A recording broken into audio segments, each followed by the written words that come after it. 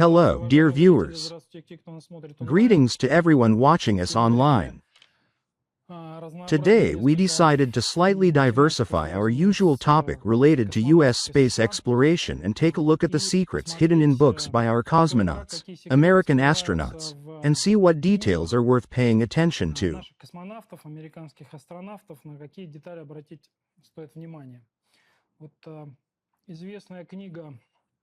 By the way, there are very few books written by American astronauts who allegedly went to and landed on the moon. Only 12 people in total. The incomplete mission, the so-called Apollo 13 mission, was adapted into a Hollywood movie. This gave a certain boost to the promotion of this entire literary phenomenon. The book, written by a supposed participant in that expedition about the lost moon, was hyped by the Americans to the level of a global bestseller.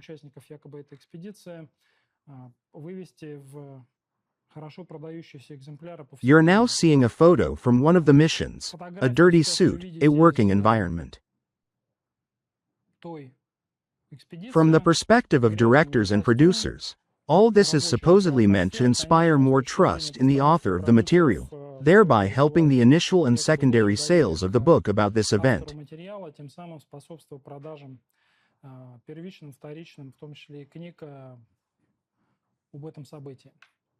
Now you see that very book, and earlier we showed a book by Eugene Cernan titled The Last Man on the Moon, about the last moon mission, Apollo 17.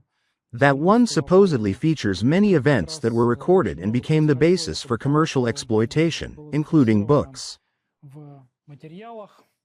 This book, Lost Moon, about the Apollo 13 mission, was written by Jim Lovell and Jeffrey Kluger, and also became very popular worldwide.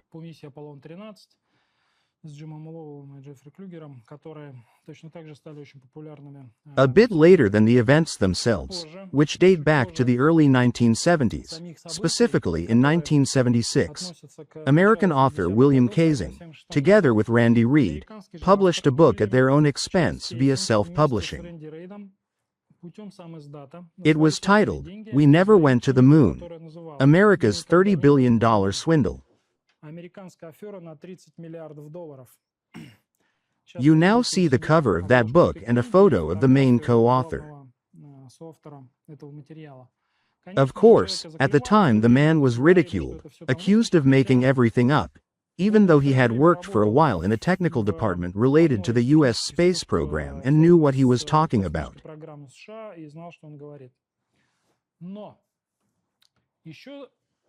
But even before 1976, before the book's publication and even before it was written in 1973, a short note titled, A Moon Landing? What moon landing? Appeared in the pages of the world-renowned American newspaper The New York Times. On the right of the slide, you now see the layout of that article on one of the spreads.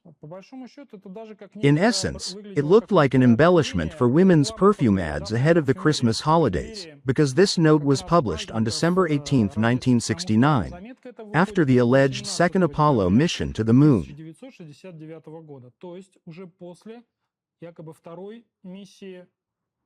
Apollo 11 flew in July, and Apollo 12 in November 1969. The background of this article is as follows.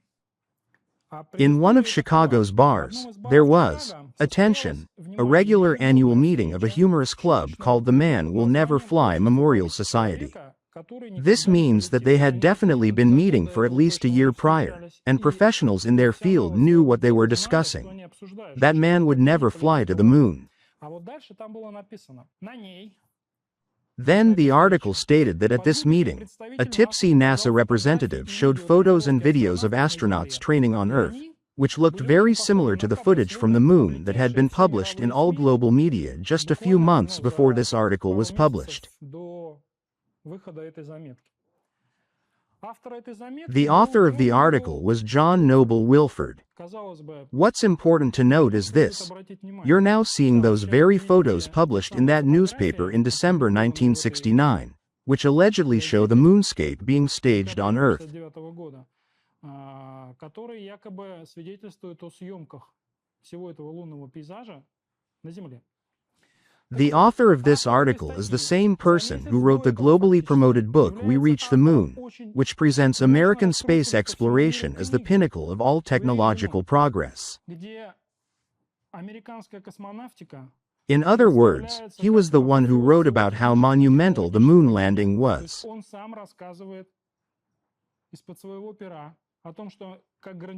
And suddenly, just a week before Christmas in 1969, he publishes an article with materials that, in effect, cast doubt on that and suggest the whole thing might have been staged. Who is this person? At the time, he was a young and very promising expert. By then, he already held a master's degree in political science, earned in 1956, and a bachelor's degree in journalism. After his studies, he served for 2 years in a U.S. Army counterintelligence corps stationed in West Germany. So, here is a person with a well-developed sense of humor, and the ability to turn it off and approach fact-checking with great thoroughness. A bit later, more about who he is. You're now seeing a slide about the author of this article from NASA's official website. His quote follows: "I had my first taste of space journalism at Time magazine, where I became a science editor and wrote several cover stories, in particular the Mariner 4 flyby of Mars, followed by Chris Kraft and Mission Control, both in the summer of 1965.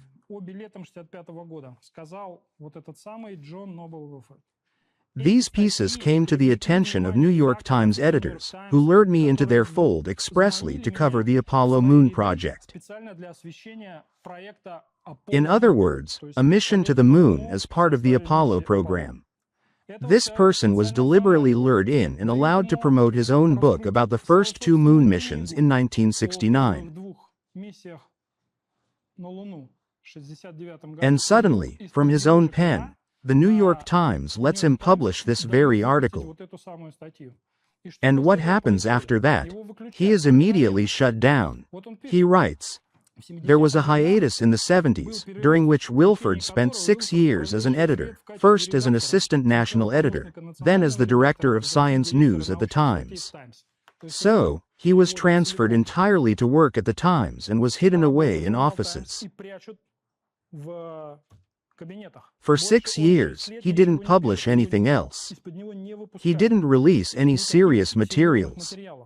All he was allowed to do was effectively serve out his punishment, and in 1972 he published a second, revised edition of his book We Reach the Moon, in which he added the later missions.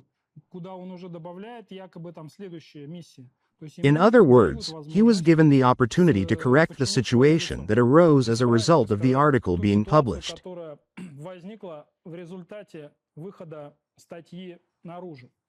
Once again, regarding the stature, talent, and understanding of what this person had written, he continued to publish in the New York Times up until 2016. He wrote in 3 major fields: the history of technological development related to space exploration, and most importantly, Earth history, including the age of the dinosaurs and the age of discovery.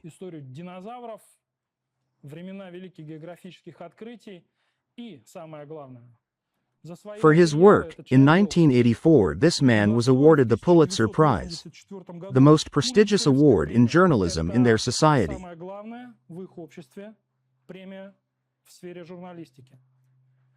The question is, what exactly did this man publish that was so new in his newspaper article on December 18, 1969? Especially considering that, although he was punished with demotion and temporary exclusion from professional activity, neither the newspaper nor he ever issued a formal retraction or apology for that article. It turns out that very often, in small notes or in individual chapters of certain books, especially memoirs of event participants, one can find inconsistencies or, on the contrary, newly revealed circumstances that turn the whole situation upside down. Today, I've invited to the studio a well-known blogger and author of numerous book reviews, including those related to space exploration, Alexander Nikitin, who will share his thoughts on this matter. Alexander, welcome. Hello. What interesting things have you come across in books from this field? If you have something to share with our viewers, please go ahead. First of all, I'd like to thank the audience for being here. I thank the host for giving me the opportunity to speak and for the invitation.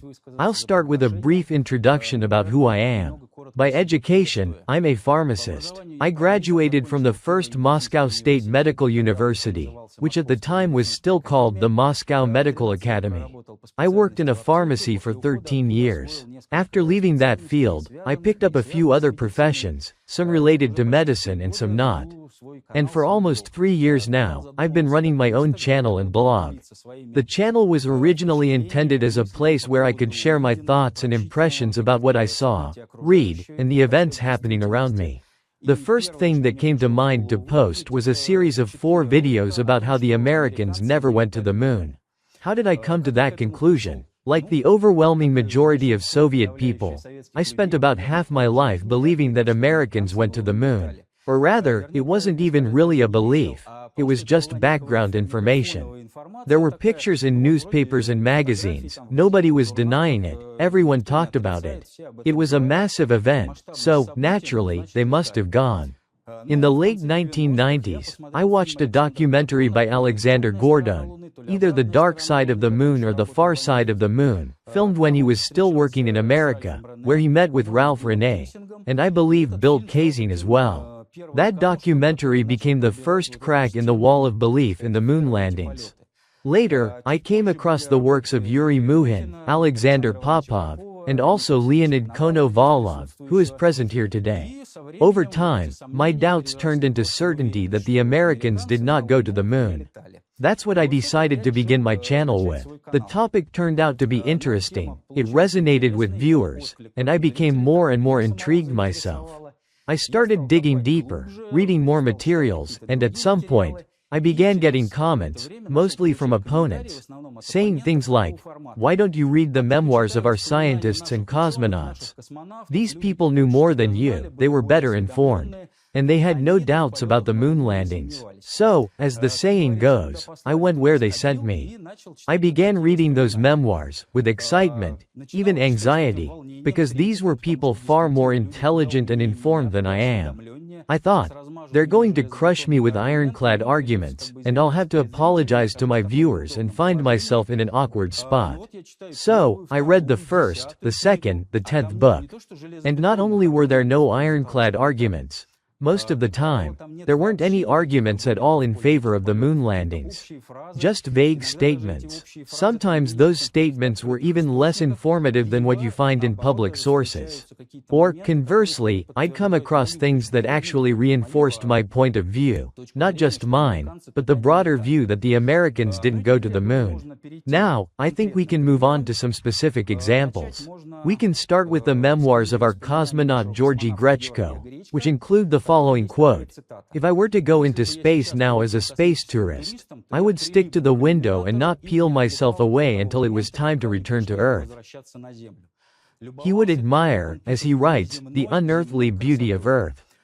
Kabasov echoes him in his own memoirs, saying that, admiring the beauty of Earth and space, sticking to the windows, is a favorite pastime of cosmonauts.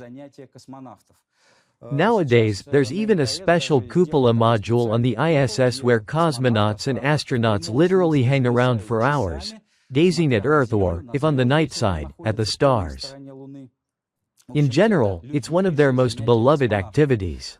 Here we see Tim Peake, a British astronaut. This is his book, Ask an Astronaut. He was the first British astronaut to visit the ISS and the first Briton to do a spacewalk. He flew on Soyuz TMA-19M from December 2015 to June 2016, after the shuttle era. So, he spent half a year in space? Yes, he spent half a year on the station and later wrote a book. Essentially, it's a compilation of answers to questions people asked him on social media.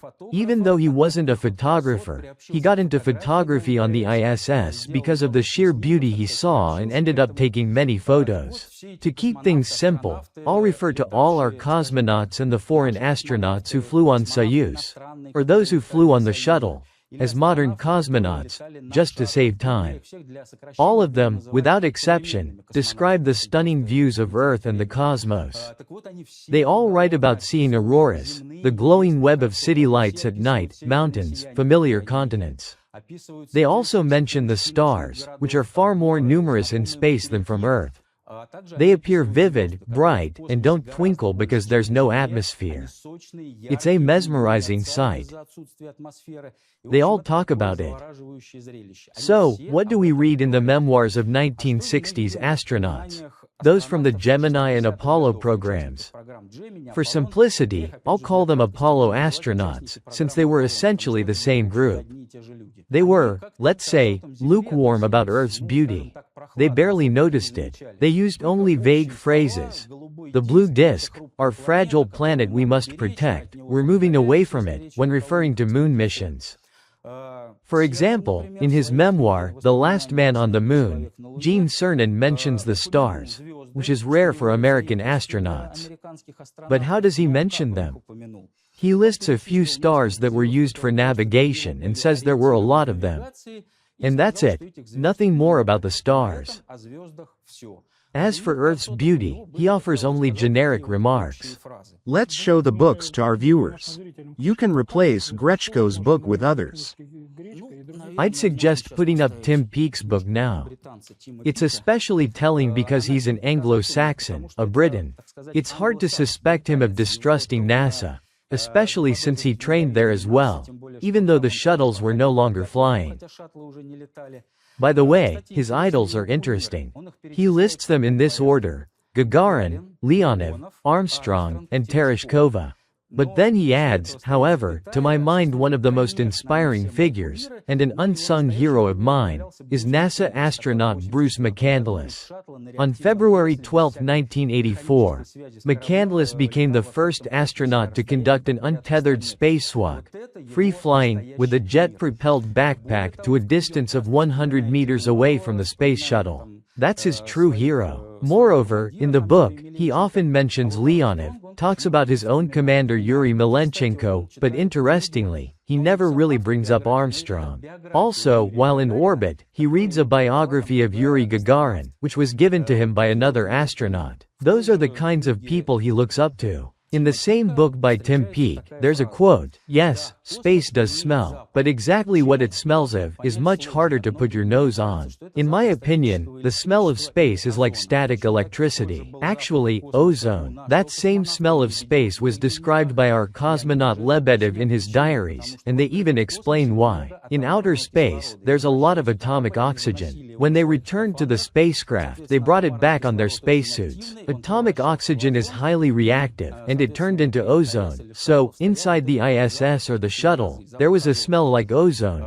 the kind you smell after a thunderstorm." For Grechko, space smelled like burnt rubber, scorched plastic, electrical tape, something like that. In other words, to him, the smell of space was unpleasant. But it does exist. Yes, it exists. For American astronaut Mike Mullane, who wrote the book, Riding Rockets, the smell inside the shuttle was absolutely sterile. As he explains, the fans had to run at full power to scrub out carbon dioxide and any unpleasant odors, so the air on board was completely clean. Tim Peake also mentions this. The air aboard the ISS can sometimes be sterile too. He writes that all of them missed the living, earthly smells of the sea, the forest, the ocean, the steppe, whatever felt closest to each person. So yes, space does have a smell. Moreover, it even has a taste. Both Tim Peake and Grechko write about this. And again, they explain what causes it. Because of zero gravity, fluids in the human body redistribute. The fluid from the torso shifts upward, flowing flowing toward the head.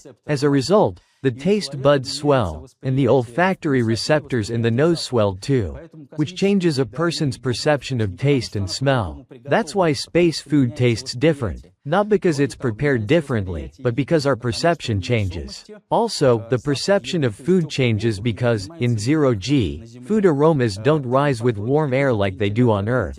Airflow in space travels from fan to fan. So, to really enjoy the smell of food, you have to position yourself near a ventilation stream so that the aroma reaches your nose. These are some interesting details. Now, back to zero gravity. Astronauts describe this state and its effects in great detail. Because we have evolved for billions of years under gravity, the main physiological reaction to zero-G is the upward shift of body fluids. Mike Mullane, in his book Riding Rockets, describes the persistent erections this caused, which became a source of sexist jokes among the crew. But the most important effect of zero-G is the increased blood flow to the head. Many cosmonauts experience headaches and disorientation because of it. These headaches can last throughout the mission or subside by the 5th or 6th day. For example, Kabasov, echoing Beregovoy's words, said that a cosmonaut should not be assigned complex tasks during the first few hours of the flight due to disorientation and adaptation to weightlessness. And that makes us think of the Apollo and Gemini astronauts, who performed rendezvous and docking with the Agena target vehicle literally on the first or second orbit. Or they executed complex maneuvers in moon missions, rotating the Apollo spacecraft 180 degrees and extracting the lunar module from the third stage, again, often on the first or second orbit. Another interesting observation about zero-G is mentioned by both Tim Peake and our cosmonaut Lebedev.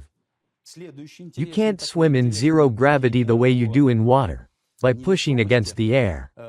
In zero gravity, you can only move by pushing off of fixed objects like walls, handrails, and so on. Tim Peake describes one particular incident. He was floating in the middle of the Japanese module. The Japanese module is part of the American segment of the ISS and was delivered into orbit by the Space Shuttle, so it's wider in diameter than the Russian modules launched by Proton rockets.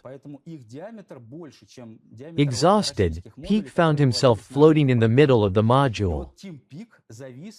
He started flailing his arms and legs like he was swimming, but couldn't move at all. He says, "I'm sure my rookie struggle was caught on the cameras and probably caused much hilarity in mission control. But eventually I managed to reach the wall and grab a handrail." Now, I'd like to show this video. In it, an astronaut seems to be moving as if swimming through water, using flipper-like motions. By the way, take note of his scarf, it's oddly sticking upward. Judging by the accounts of Tim Peake and Lebedev, this kind of movement wouldn't work in weightlessness. Let's look at how astronauts move aboard the ISS today. They move very slowly and carefully, and it takes 5 to 6 days to get used to this. As Kabasov wrote, weight becomes zero, but mass remains the same. So, if you push off even slightly harder than necessary, you'll end up crashing into a wall or into your crewmate's head. That's why they move slowly and cautiously, and it takes nearly a week to learn how. Now let's compare that to the tricks performed by American astronauts. They're seen running around, seemingly unconcerned about hitting their heads, backs, or each other.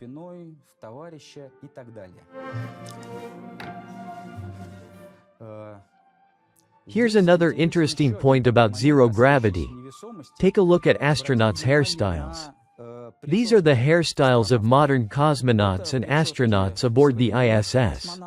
You see hair floating freely. Now here's Kovalyanok's and Ivanchenkov's hairstyles aboard Salyut 6, big, fluffy hairdos. And here's Cernan's hair in Apollo 17. As you can see, it's relatively long, neatly parted, and absolutely not floating in the air. Owen Garriott had a similar hairstyle during the second Skylab mission. Long, combed hair, yet it doesn't float at all. It seems to me that the mission planners and production team relaxed a bit by that point. In the earlier Apollo missions, astronauts had short haircuts or even shaved heads, or they wore soft helmets, like Armstrong, who also had relatively long hair. But by Apollo 17 and the Skylab missions, public interest had waned a bit, and the crew became more casual. They sent astronauts with longer hairstyles, probably unaware that in zero gravity, hair is supposed to float in all directions. You can't just flip it down either, it'll stick up or down depending on your orientation. In zero gravity, hair should just float as a messy blob. Now, another point frequently mentioned by our cosmonauts, and also noted in Tim Peake's book, is the importance of the spacesuit leak check procedure. Tim Peake and our cosmonauts rightly consider this procedure absolutely critical. Your life depends on it. Both Lebedev and Grechko described the same situation happening to them. In the Orlan spacesuit used for spacewalks, the hatch is located on the back. When they climbed into the suit, a strap got caught between the hatch and the rim of the suit, preventing it from sealing properly. They had to open it again and reseal it correctly. Kabasov, in his memoirs, described a similar incident when he flew with the Hungarian astronaut Bertalan Farkas aboard Salyut 6. Farkas put on a glove, they began the pressure check, and the pressure inside the suit was zero. It wasn't sealed properly. In fact, our cosmonauts even had a term for this: the fourth glove syndrome, or last glove syndrome. Fourth refers to the fact that typically two cosmonauts exit the station at the same time, so, 4 gloves in total. The idea is that as long as the cosmonauts still have free hands, they can help each other get into the suit and seal everything. But when the last cosmonaut has to put on the final glove, they're already wearing the bulky suit and gloves, making it much harder to properly secure and seal the last glove on their own. Everyone mentions this challenge. Tim Peake, despite performing his spacewalk in an American spacesuit on the ISS, still describes the whole procedure in detail. How they breathed pure oxygen for several hours, checked the suit for leaks, and so on. What does Cernan write in his book about the same procedure? Practically nothing.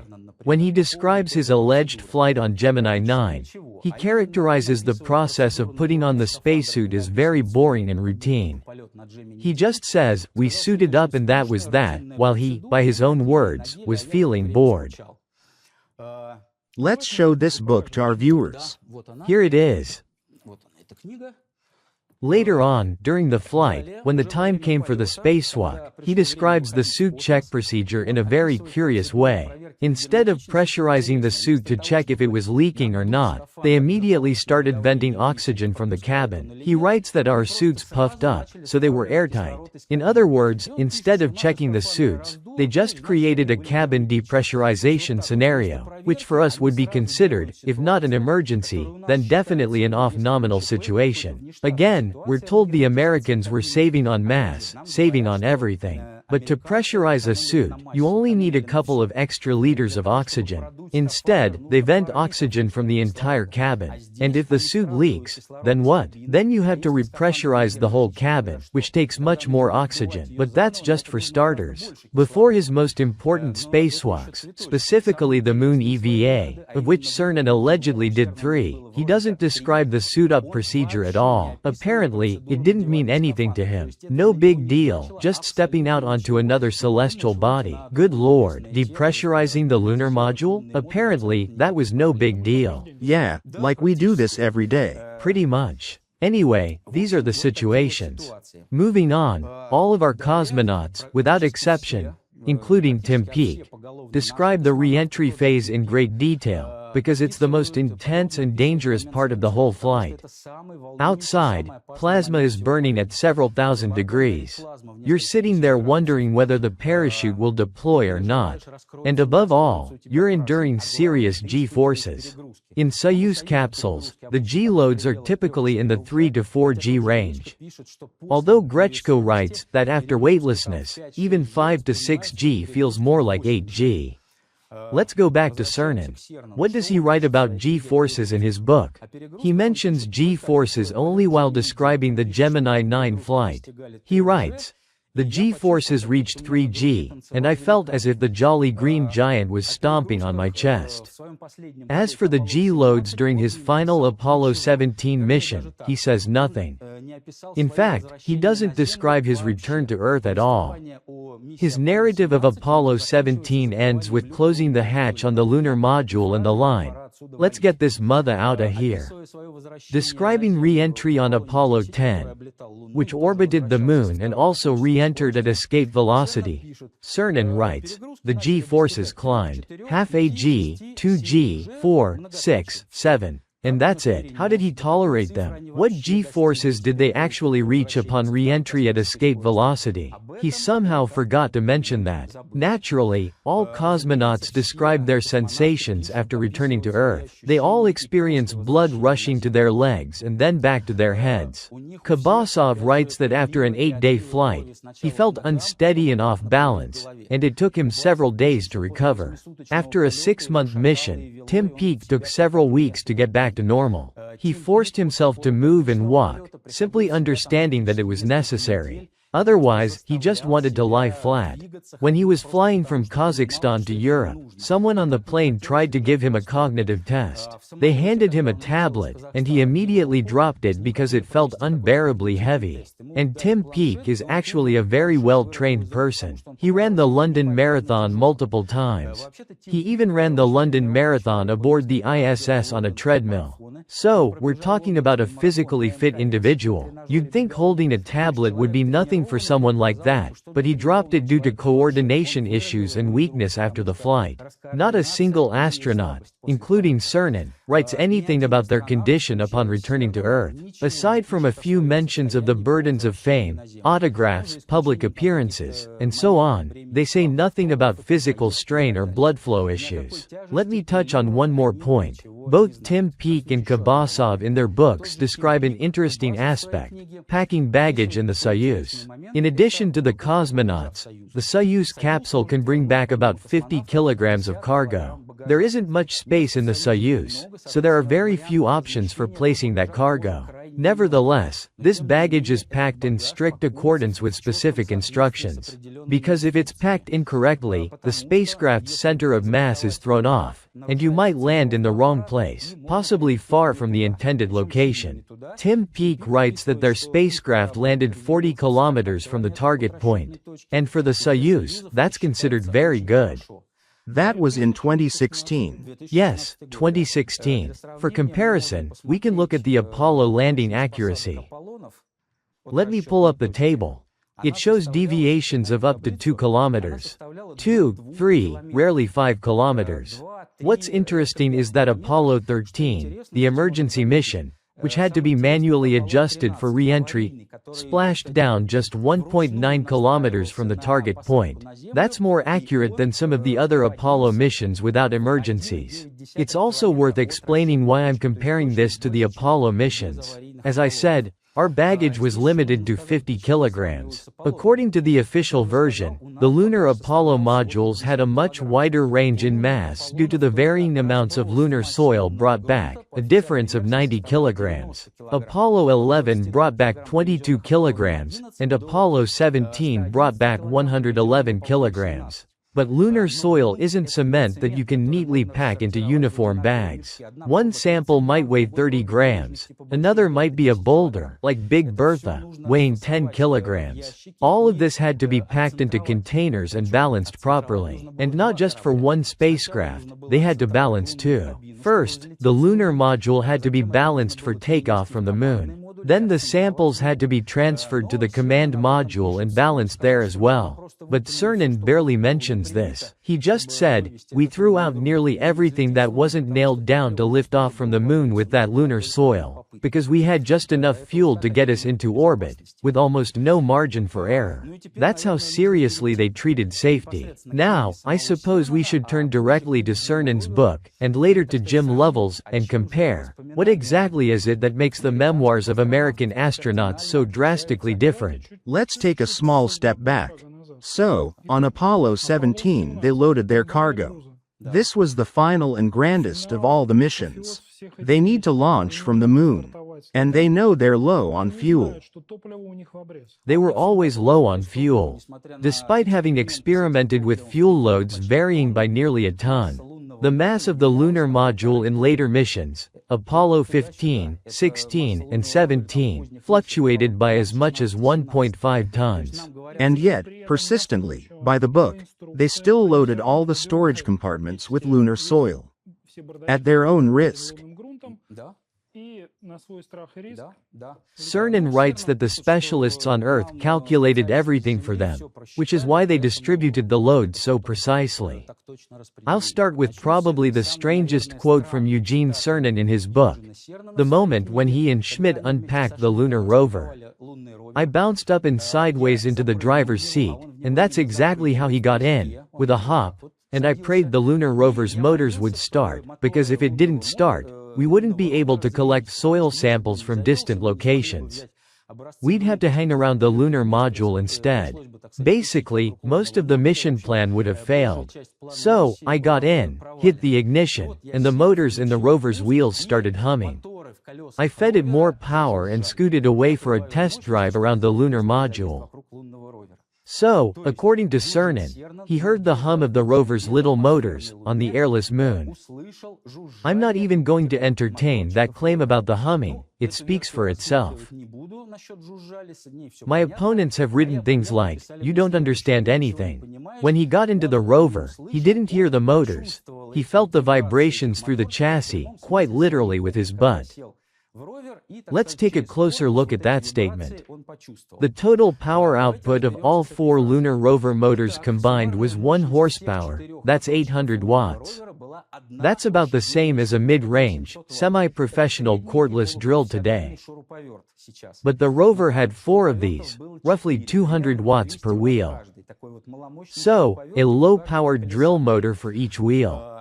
Meanwhile, Cernan was packed inside a 15 to 18 layer spacesuit, inflated from the inside under pressure like a football. The same one pictured on the book cover? Yes, that one. Why do I say 15 or 18 layers? Because different sources report different numbers. Some just list the types of materials used, but certain layers, like mylar, kapton, and dacron, were used in multiples, sometimes 5 layers each. So, there he was, inside this thickly padded, ballooned suit, and yet, supposedly, he could feel those tiny motor vibrations through the body of the rover. Here's what I suggest to any viewer. Put on a ski suit. No, better yet, put on every layer of clothing you own. Sit in your car wearing headphones and turn the ignition. Will you feel even the faintest vibration? That's assuming your car isn't under 100 horsepower, and remember, you're not pressurized from the inside. And you'll still be wearing fewer layers than Cernan was. In fact, you don't even need to sit in a car. Right now, all around us, there are couriers zipping by on electric bikes and scooters. Can you hear them coming? Only if their tires rustle on the pavement, or if they're talking on the phone. You certainly don't hear any motor humming. So, I'll leave that quote from Cernan on his conscience. In fact, I half suspect it's a kind of signal, a little flag to attentive readers. Like he's saying, read between the lines. A deliberate provocation? Maybe he really did want to say something, but they wouldn't let him. The second interesting quote from that same book. Just before he closes the hatch of the lunar module for the last time, he writes, "I took a moment to kneel and with a single finger, scratched Tracis initials, TDC. These were the initials of his daughter, which would remain there for centuries. At this point, I have a perfectly reasonable question. Okay, Cernan loved his daughter. But why not leave his own initials for the ages? He left Tracis initials. Allegedly, 12 men walked on the moon. Not one of them thought to leave their own initials on the lunar surface, to stay there for thousands of years? Alright, let's write off the first two, Armstrong and Aldrin. They were the first, they had only 2 hours, they had no time for such things. That leaves 10. Are we to assume that, out of 200 million Americans, they chose the 10 most incredibly modest people, none of whom thought it was worth leaving their initials behind? And yet someone like Alan Shepard doesn't exactly strike you as a model of humility. Okay, fine, let's say you're modest. You don't want to immortalize your own name, but you're proud of your country, right? You plant the flag, you salute it, you take a picture next to it. What could be simpler than planting the flag and then scratching into the lunar dust with your finger? Americans were here? No, just an exact date. July 20th, 1969. Or if we're talking Apollo 17, December 14th, 1972. Here's the flag, here's the date. The simplest, clearest possible proof that we were there. Especially since much of the footage and their behavior seems built around the idea of proving they went. They even did that feather and hammer experiment. Cernan himself writes that during the Apollo 10 mission, over the course of 8 days, they did 19 television broadcasts. That's 2 or 3 per day, and they even received an Emmy for it. Cosmonaut Grechko wrote that during his 96-day mission on Salyut 6, he was burdened with TV broadcasts, and asked ground control to relieve him of that exhausting task, as it distracted him from actual science. But here, you've got 3 men flying to the moon for the first time. All 3 flying for the first time on the brand new Apollo spacecraft. None of them had flown Apollos before. And NASA couldn't find anything better for them to do than 2 or 3 TV broadcasts every day. It seems like they were trying to prove something, but what exactly came of it? And one last curious moment from Cernan's book. After they had returned to the lunar module and began repressurizing it with oxygen, the hatch cover popped with a sound, like a jar of jam when air rushes in. That is, the wall of the lunar module, more specifically, even the hatch panel, was so thin, it flexed from a pressure difference of just 0.3 atmospheres. By the way, the walls of the lunar module were 0.3 millimeters thick. Basically, like a beer can. Cernan writes that we were afraid to drop a screwdriver in there. It might go straight through the floor. But here's the contradiction. It's not just about how thin the walls were. To reinforce such thin walls, the entire module was designed with a structure of internal stiffeners. Which means the wall, especially the hatch wall, simply couldn't flex like that. And yet, Cernan describes this curious little pop from the hatch. Who exactly heard it? In theory, they could have heard that inside the lunar module, because oxygen was already present. Presumably, they might have already taken off their helmets. Although, even here, there's a big question about the sequence of events. What came first, the pop of the hatch or the removal of helmets? Actually, that's a good question you brought up. Well spotted. Now I want to move on to a more amusing book. Jim Lovell's memoir, Lost Moon, also known as Apollo 13. Strictly speaking, the book isn't even Lovell's, it was written by journalist Jeffrey Kluger, with Lovell listed as co-author. And there are 2 interesting moments in this book. The first one, as is well known, on April 13, 1970, something, a bang or an explosion, happened aboard Apollo 13, according to the official version. When this bang occurred, all the power shut off, the lights went out, the computer began rebooting, and Lovell writes that we all, meaning Lovell and Swigert, looked at Hayes. But seeing the same confused, frightened look on his face, we realized it wasn't him. But why would they suspect Hayes in the first place? It turns out that the 37-year-old test pilot, 3 days into a deep space mission, had apparently been amusing himself by popping some kind of repress valve between the command and lunar modules. Each time, it made a bang loud enough to startle the whole crew. That's how the test pilot got his kicks, he enjoyed it. Let's take a step back and examine the technical plausibility of all this. First, it's the third day of the mission. The hatch between the command module and the lunar module had long since been opened, meaning the pressure between the two was equalized. There was nothing left to equalize. But let's suppose, somehow, that he was playing with a valve. I know of two pressure equalizing valves in Apollo and the lunar module. In Apollo, there's a valve used during re-entry, when the parachutes deploy at around 7 kilometers above Earth.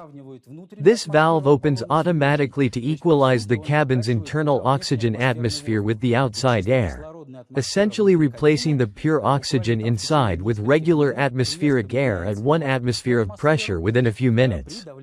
And the astronauts, by the way, are not wearing spacesuits at this point. So, this valve is automatic. But even if we imagine it had manual override, opening that valve in the vacuum of deep space, 200,000 kilometers from Earth, would be beyond idiotic, even for a 6-year-old, let alone a 37-year-old test pilot.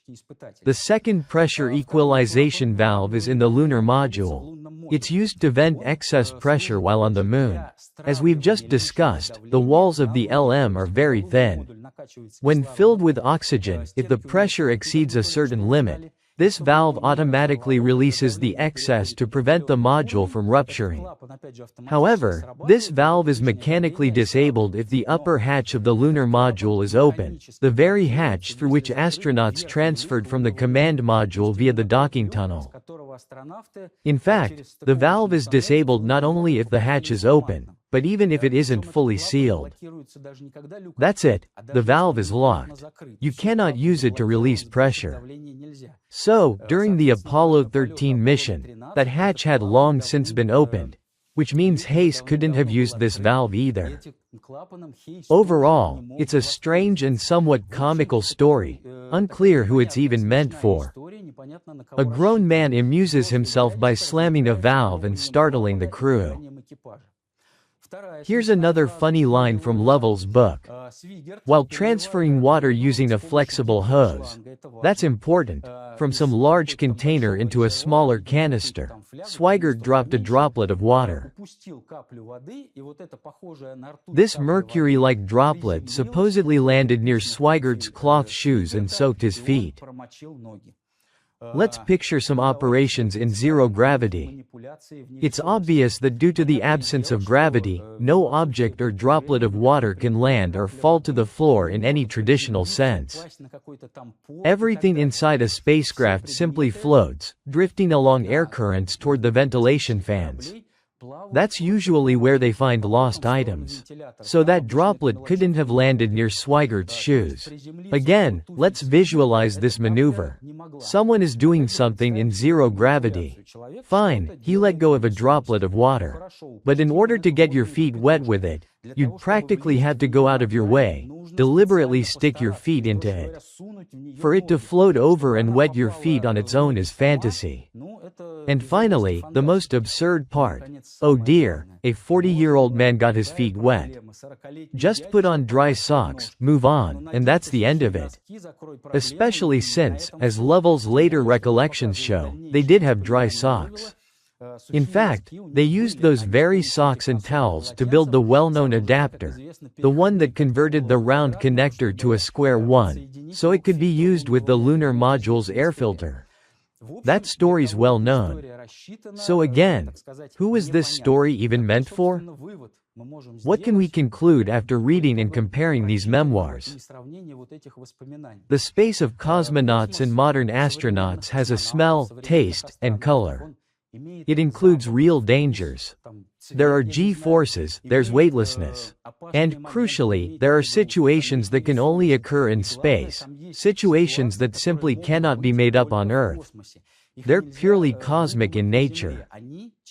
But the space of 1960s astronauts, participants of the Apollo program, feels oddly sterilized. It features strange little details, as if these were adapted for the understanding of an average Earth-bound reader. Actually, not even just Earth-bound, a very average, not particularly educated American reader, so that these stories would make sense to them. A guy got his feet wet. Another guy plays with a valve in zero gravity. Everyone knows the story about the Apollo 13 crew freezing because they'd shut off all systems to conserve power. Yet the entire Apollo spacecraft, its structure, and its orbital maneuvers were all designed to fight overheating. And now suddenly the crew is freezing? Once again, it feels like these stories were either adapted, or, to put it bluntly, simply made up by scriptwriters on Earth. People who, naturally had no understanding of real space conditions and invented scenarios that seemed like they might happen in space. Выдумывали вот такие ситуации, которые, как им казалось, могли бы в этом космосе произойти. Well, Alexander, thank you very much for that extremely interesting account and your tour through these books. You're welcome. I know you read not only books but also technical documentation, which you interpret and explain in your reviews in plain language. Could you tell us something about that today? Two arguments from NASA supporters. Here we see the cover of Yaroslav Golovanov's book. This argument appears in his work. In fact, I've also seen it in the books of Mission, Chertok, and Kamanin. Specifically, the argument boils down to the following. The Americans abandoned, as Golovanov simply puts it, buried, all their other space programs and focused solely on the moon race. That's why they won it. Let's examine this argument and see how accurate it really is. Let's start with Golovanov's book. It contains, in my opinion, a very interesting coincidence. Yaroslav Golovanov writes that the first program to be cut was Surveyor. These were unmanned probes sent to the moon. What's interesting is that they initially planned to launch 10 surveyors to the moon. But due to budget cuts, only 7 were launched. One of them either flew past the moon or crashed. Sources differ on this. So, 6 surveyors successfully landed. And in the Apollo program, 10 moon landings were also originally planned. Again, due to budget cuts, Apollo missions 18, 19, and 20 were cancelled. So, there were 7 launches to the moon that were intended to include landings. One mission failed, Apollo 13. So, according to the official version, there were also 6 successful landings. That's an interesting coincidence. Wait a minute, let's go over that coincidence again. Let's. In both cases, 7 were launched. Yes. And somehow, 6 successfully completed their tasks. Yes. The difference in years between these programs. The Surveyor program was officially shut down, if I remember correctly, in 1966. And the Apollos? In 1972. The cancellation started at the very beginning of 1970. Cernan, in his book, writes that in January 1970, when Apollo 14 launched, the cancellation of Apollo 20 was already known. Then Apollo 19 and 18 were also cancelled. So, the programs were developed and closed within a few years of each other. In this case, 6. Yet the productive phase was originally planned in both programs as 10 launches.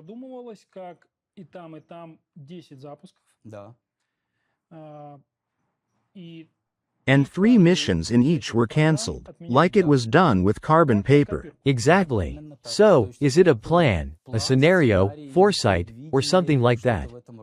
It's like they show in American movies sometimes. Enough with that scenario, let's change the cover and move on. By the way, another argument can be mentioned here. I saw it in Chertok's conversation with another scientist. I can't remember if it was Voskresensky or Voznesensky, who argued that the Americans' secret to success was that they simply planned everything clearly and followed Gantt charts, as Chertok writes.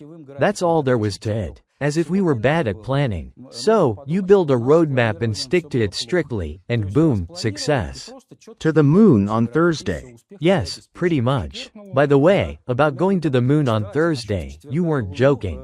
Because in Cernan's book, he writes that even before his return on Apollo 10, while they were still flying back to Earth, there was already a poster hanging in Houston saying, 51 days until the moon launch, meaning Apollo 11. So, Apollo 10 hadn't even come back yet, the debrief hadn't taken place, nothing was fully analyzed, and yet they already knew exactly when Apollo 11 would launch and when the moon landing would take place.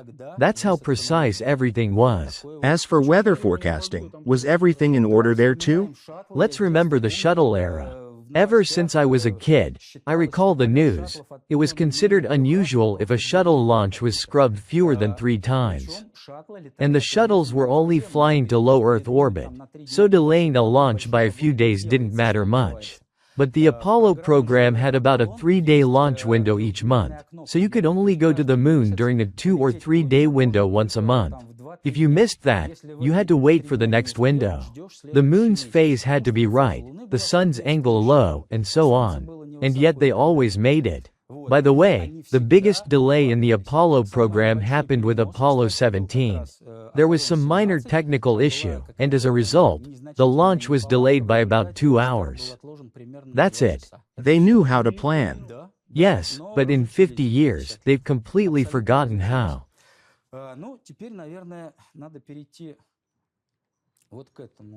Now we should probably move on to the next slide. This is NASA's budget by year. As we can see, the peak came in 1966-67. After that, funding began to decline. First gradually, then dramatically. And all of that happened even before the actual implementation of the Apollo missions. Yes, not a single Apollo had flown yet. The first, Apollo 7, launched in October 1968. The budget for 1967 was approved in October 1966. In January 1967, Apollo 1 burned on the launch pad. As Cernan and others wrote, this delayed the Apollo program by about a year and a half. Changes had to be made to the spacecraft. At that point, nothing was certain. The Saturn V had only flown once. Its second flight wouldn't happen until April 1968, and yet the budget was already being cut. So, the main goal set by Kennedy, the moon landing, it's not just that the landing hadn't happened yet. Even the first Apollo hadn't flown, and the budget was already shrinking. And against this backdrop of budget cuts, we suddenly learned that, in addition to the moon program, NASA was also developing the Skylab space station. The first sketches of Skylab were drawn by von Braun in 1962. The final design, which eventually became the metal hardware that was supposedly launched into orbit, dates to 1968. Again, not a single Apollo had flown yet, or had just barely flown, and yet NASA already somehow knew they would have a spare Saturn V, as they themselves put it, to launch that station into orbit. Keep in mind, each Saturn V cost $180 million. In those dollars. Yes, in those dollars. And various sources don't clarify whether that figure refers just to the rocket itself or includes the launch cost as well. But in any case, for that time, it was an astronomical amount of money. And to bake a batch of Saturns in 1968 or 1969 like hotcakes and assume that one would end up being extra, that doesn't sound very capitalist. Moreover, in the description of each Apollo mission, it's mentioned that the Saturn V was constantly being modified. They added something, removed something, changed how the fuel was loaded, etc. And we all know that reworking something that's already been built is always more expensive than simply building exactly what you need from the beginning. So, they baked 13 Saturns in advance. Let me remind you, 13 Saturn V rockets were made. 10 were used in the Apollo program, the 11th supposedly launched Skylab into orbit, and 2 were placed on the lawn in a museum, having found absolutely no use. It was decided that it was cheaper to lay them in a museum than to launch them. In the report you mentioned, from the standpoint of budget analysis, it turns out that in a very short period, just 2 years, NASA's budget was reduced by 30%. Then, over the next 2 years, 4 years in total, it was cut in half. And this was happening while they still had no mean time to failure data for their main system. That is, the Saturn V rocket and Apollo spacecraft stack. They had no idea yet what would need fixing. Yes, now we should mention the cost of the Skylab station itself. The numbers vary across sources, but the estimates range from $2.5 to $7 billion in those dollars. Just for comparison, $2.5 billion is more than the entire Gemini program cost, and Gemini was an essential part, explicitly described as such, of the Apollo program's rehearsal phase. Everyone understands that launching a new project during a period of budget cuts is very risky, because funding can be pulled at any time. But the Americans didn't just build a space station. They built a second-generation station right off the bat, according to our classification. It had 2 docking ports, and its internal volume, again, numbers vary, was about 325 cubic meters. For comparison, our Salute stations at the time had a volume of 100 cubic meters, and the ISS today has about 900 cubic meters. So, right away, they built a massive and highly successful second-generation station. Without its own orbital correction engines, it was launched by Apollos into such a high orbit that it stayed in space all the way until 1979. It was launched in May 1973. In fact, it's believed that it could have stayed up even longer and maybe even waited for the space shuttle. But due to high solar activity, the upper boundary of the atmosphere rose. The station began to rapidly decelerate against it, and eventually burned up in the ocean in 1979. Again, for comparison, it took us 7 years, from 1971 to 1977, and 5 stations, from Salute 1 to Salute 5, before we finally launched Salute 6 in 1977. Our first second-generation station with 2 docking ports. It stayed in orbit for about 5 years, from 1977 to 1982. Our earlier stations lasted anywhere from 3 weeks to 2 years. Some, like Salute 2, never even saw a single crewed mission. In other words, we had setbacks, not exactly test stations, but still, 5 salutes. Whereas the Americans nailed it on the first try. They poured a ton of money into Skylab, but didn't really know how to use it, what kind of research to do there. What's more, they launched the station for $2.5 to $4 billion, but even before that launch, the Apollo program had already been shut down. As early as January 1972, before Apollo 16 even launched, Cernan writes that Apollo spacecraft production had been completely halted. 30,000 workers from companies that made Apollo hardware had already been laid off. So, they launched the station, but had only 4 Apollo spacecraft left, what they called extra. 3 of those were the cancelled Apollo 18, 19, and 20 missions, which would now fly to the station, and 1 Apollo was kept in reserve for the future Apollo-Soyuz test project. So, they launched this station, but when, how, and on what anyone would fly to it was completely unknown. A rather extravagant experiment. Yes, purely in the capitalist way. Pour in an enormous amount of money, and then have no idea what to do with it. That's why the astronauts are running around, lifting weights in zero gravity, doing push-ups, because no one really knows how to keep them meaningfully occupied. And finally, around the same time, the Voyager program also began to take shape. Officially, it started in 1972, but the concept had already been envisioned in 1968. While it didn't require substantial material resources, it did demand intellectual ones.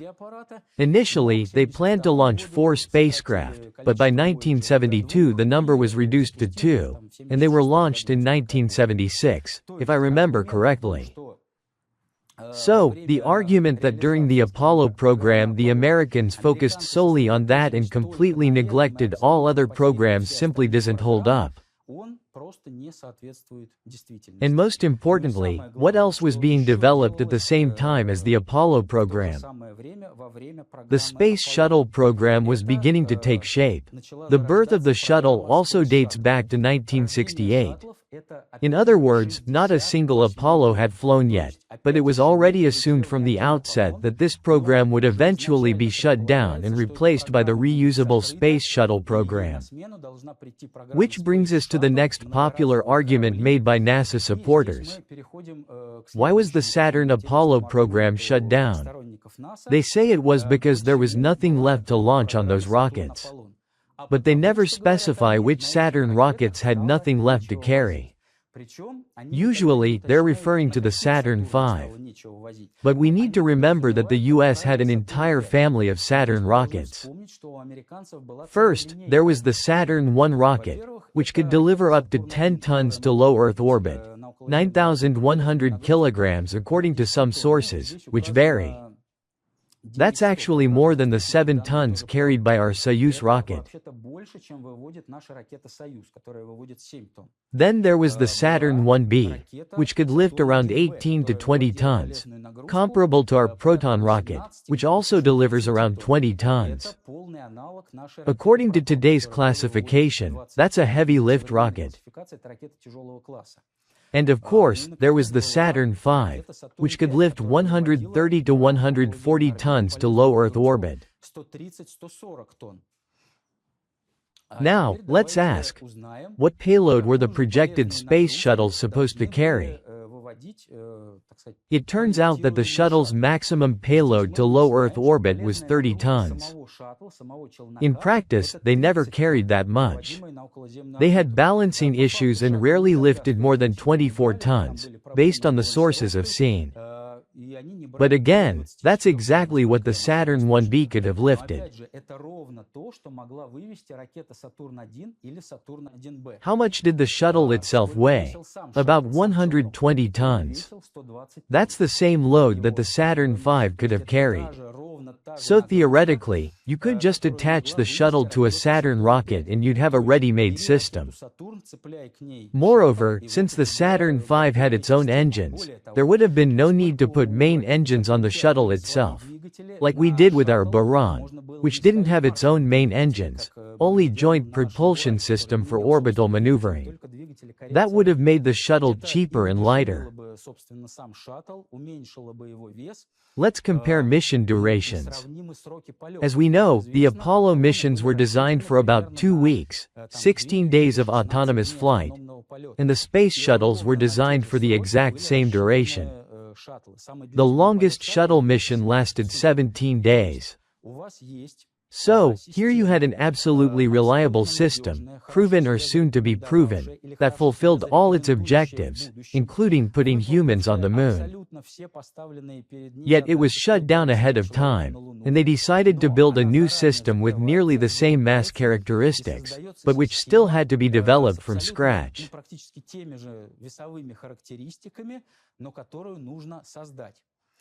Let me add a little bit. The fundamental difference between Saturn and the shuttle is still that. Reusability. Not even just that, Saturn was declared by them as a system intended, among other things, for deep space. But the shuttle was essentially just a bus looping the block. And the money? The same? The money, as it turns out, might not even be the same. Here we can move on to the cost of the shuttle program, which many NASA supporters point to. The thing is, the shuttle's architects promised that the system would be much cheaper than the Saturn's due to its reusability. Supposedly, that's why Saturn was scrapped. Different sources give different numbers, but to simplify, they all use roughly the same ratio that's easy to remember. The shuttle's developers promised that 1 kilogram of payload delivered to low Earth orbit by the shuttle would cost half of what it cost to deliver with Soyuz.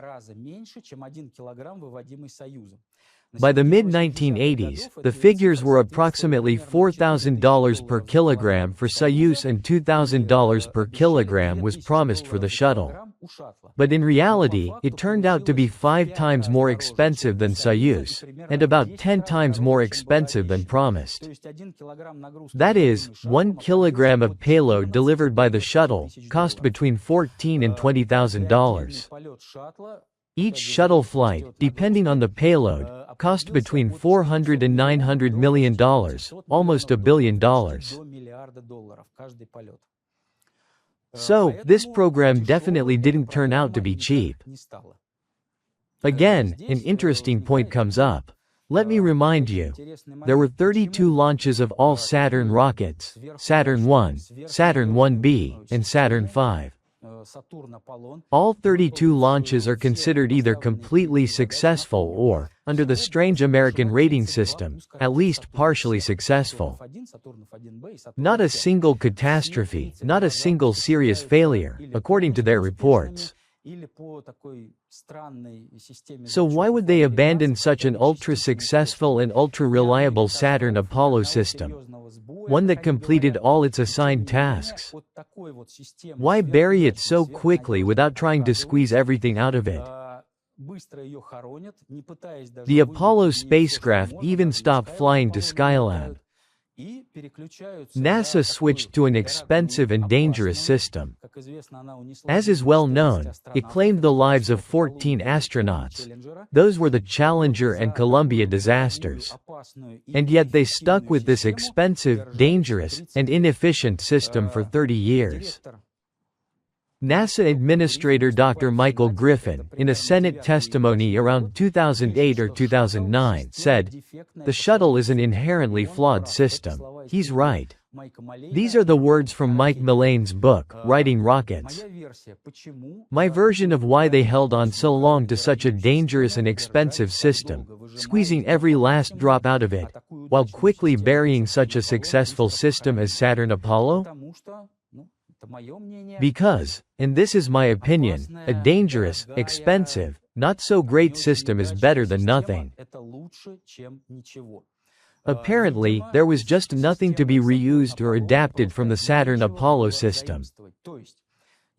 If we assume that the Saturn system was either a facade or, let's say, didn't match its declared characteristics, then it served its purpose when they needed to show TV viewers a flag planted on the moon.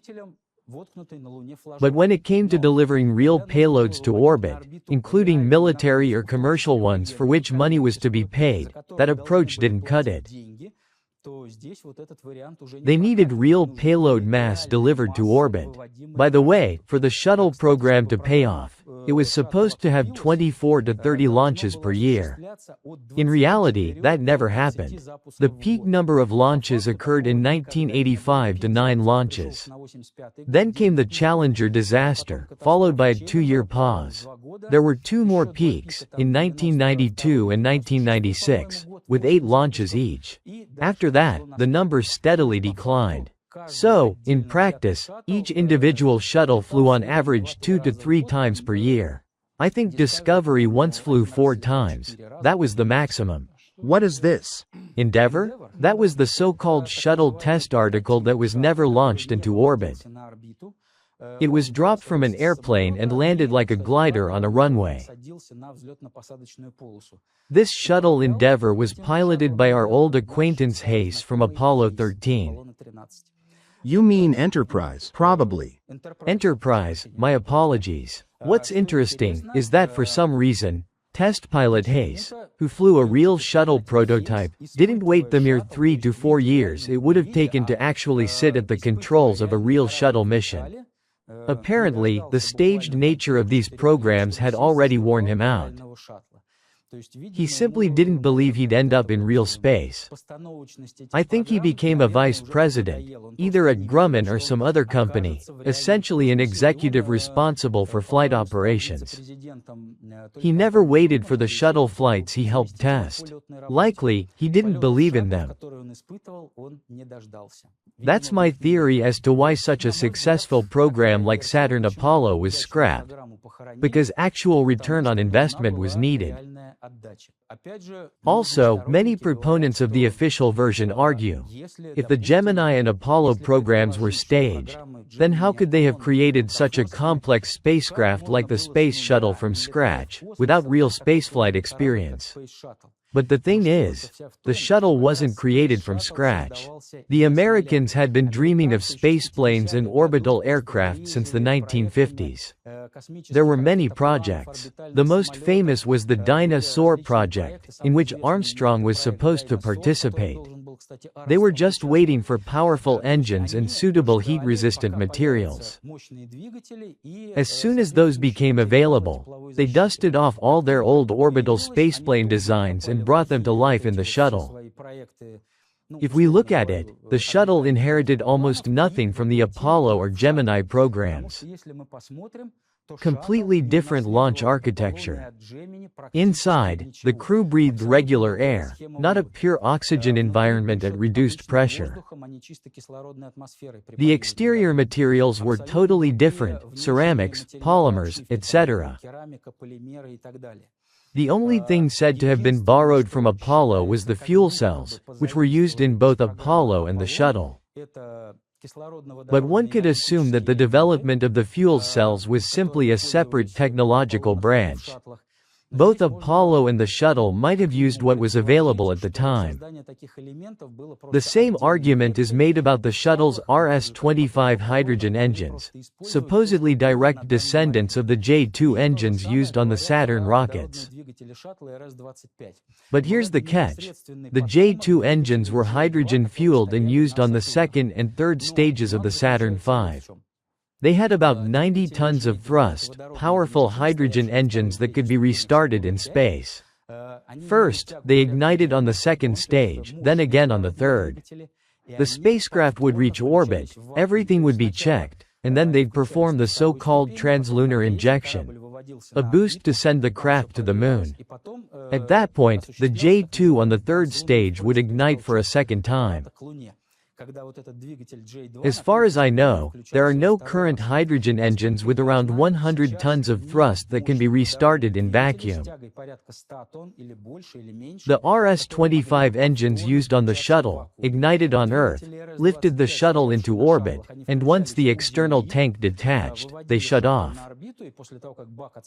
In orbit, the shuttle used hydrazine attitude control thrusters.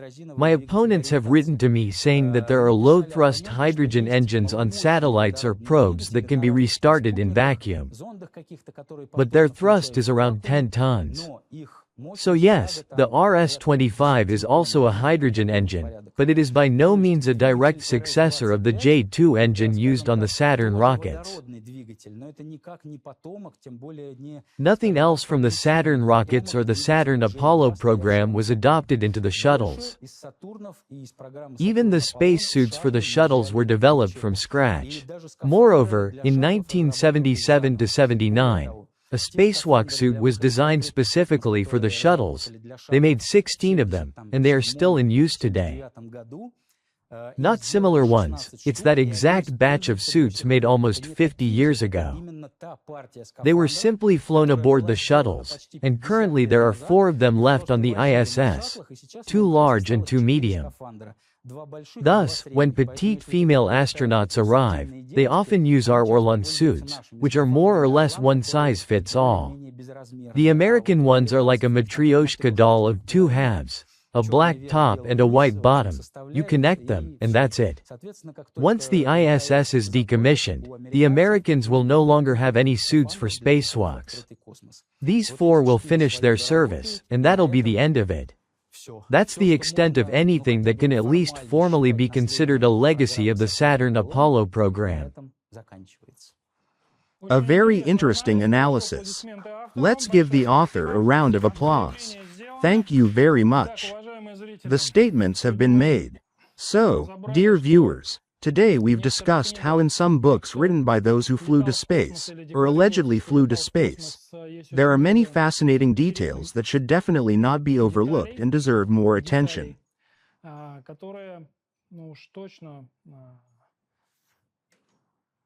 Не нужно пропускать, и нужно как можно больше заострять на них внимание. These include the books, Lost Moon and The Last Man on the Moon, as well as the book we also mentioned today, We Never Went to the Moon by Bill Kaysing. We also talked about a newspaper article by John Noble Wilford from 1969. We mentioned books by Tim Peake and Georgy Grechko.